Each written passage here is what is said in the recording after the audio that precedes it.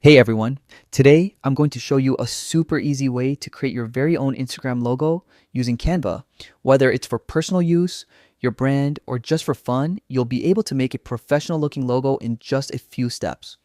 First, head over to Canva and log in. Once you're in, use the search bar to type in Instagram logo or simply logo. You'll see a variety of ready-made templates. Scroll through and pick one that matches the vibe you're going for. Don't worry, we'll customize it to make it completely yours. Next, let's make it unique.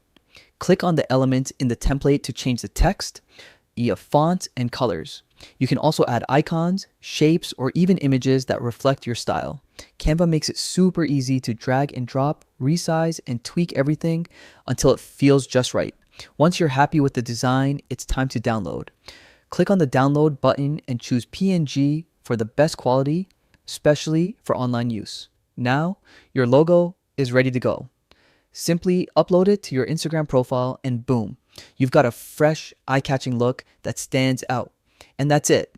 With Canva, creating a sleek Instagram logo is fast, fun, and doesn't require any design experience. Try experimenting with different fonts and colors to really make it yours.